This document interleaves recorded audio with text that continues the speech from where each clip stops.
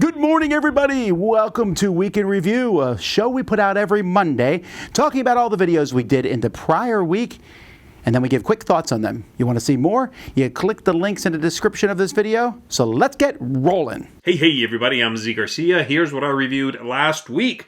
I reviewed King and Assassins, the iOS app, which I rate a 6.5 out of 10. I like quite a few things in it. I think the pass and play is very nice. This is a two-player head-to-head cat and mouse kind of game. I like the music. I like the artwork. Animation is nice. I don't like the solitaire play, meaning against the AI. It seems like the AI behaves and knows things that an opponent would not know, and so I would recommend it for pass and play, but I would not necessarily recommend it if you intend to just use this as a pastime when you are by yourself. I reviewed Aventura adventure card game, which I rate a 7. This is an interesting, nostalgic throwback kind of, D&D-esque card game, which has two modes. An adventure mode, in which players are working together against an adventure. That's cool, but not a ton of replayability out of the box, and the fights in it can drag out sometimes. And then there is a duel mode, which feels kind of samey to a lot of collectible card games. Nothing revolutionary there. Overall, I thought it did a nice job with the fantasy setting and being very accessible and nostalgic. Lastly, I reviewed Glow, which I rate an 8.5 out of 10. Really like this one. Dice-driven game in which you are drafting little creatures, putting the dice in front of you, like came with those creatures, rolling your pool of dice, and then triggering powers on those characters and moving on this board with the same dice. Lovely, striking look, very beautiful game, and a quick play and enjoyable game. Nice mix of luck and tactics. So there you go. That's it for me. I'm going to see you on the next one. Hey guys, Blake here, and this week I took a look at the silent RPG, Alice is Missing, a game where you take on the role of high schoolers who are trying to locate their missing friend Alice, but it's only communicated through text message. This one is really unique, really thoughtful, and left the players with a lot to think about. So for me, it was an 8 out of 10. Yo, my peoples, what's up? Jason here, coming at you from some local woods, snowy woods, where I'm taking a walk so I don't rot in quarantine. Highly recommend that folks take a walk, get outside. I know how uncomfortable it is, but it's good for your mental health. But you're not here for that. You're here for some game reviews. I did 2 of them this week. The first was the Umbrella Academy card game.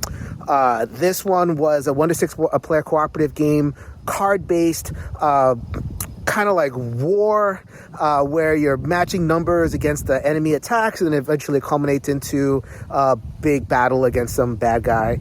Lots of art from the comic book, and that's basically the only redeeming feature that I saw. Gave this one a 2 out of 10, unfortunately.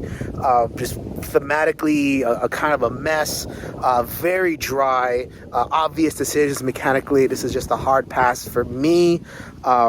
Please watch the video if you're interested to make a judgment for yourself on that one. A happier story for me was Change Up. Change Up is a memory game for 2 to 5 players, kind of 3-card Monty, but for gamers.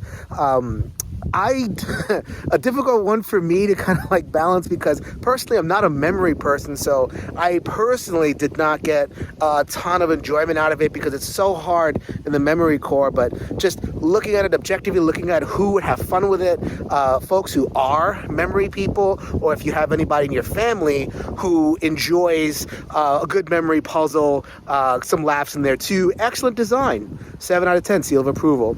So this is Jason reminding you, enjoy your games and enjoy the day. Hi everyone, Anna here. This week I took a look at Beez, an interesting, beautiful looking abstract family game where you have to turn your bees in an interesting way.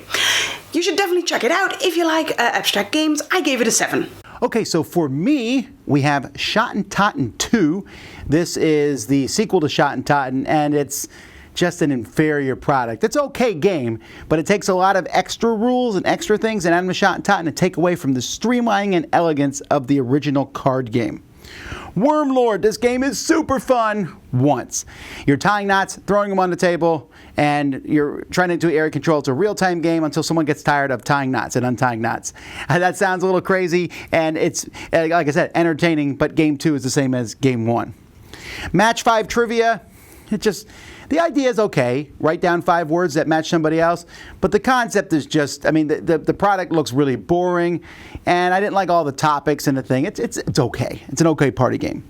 Waddle Downtown, I like how this one looks a lot. The concept there is okay. It's just that the game itself isn't really exciting. You're scoring points each turn, but it's kind of like figure out how you're going to put down, move some penguins around, and score points. And it looks nice, it's cute, but the gameplay itself is one I just don't care so much about. It's okay.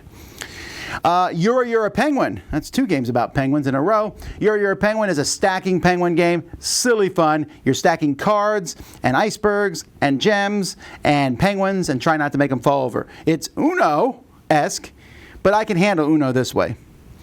Marvel Smash Up, this sequel/standalone game in the Smash Up universe. I like Smash Up. The Marvel factions are fairly basic, but yet still good, fit in with the rest of the stuff, and also stand alone on their own. Seastead, this is a nice 2-player back and forth game set in the world of flotilla.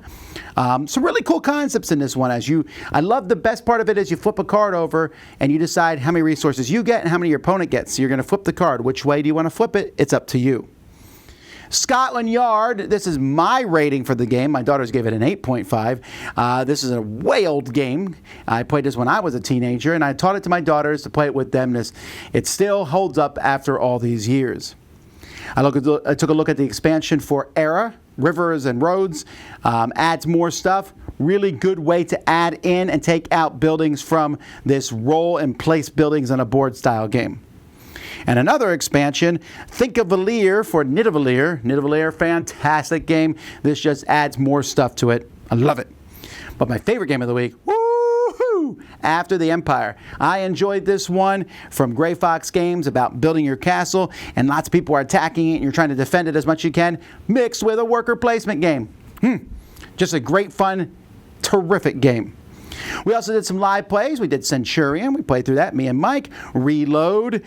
We took a look at the top 10 worker placement games. We did Shoots and Marbles, a boring unboxing I did.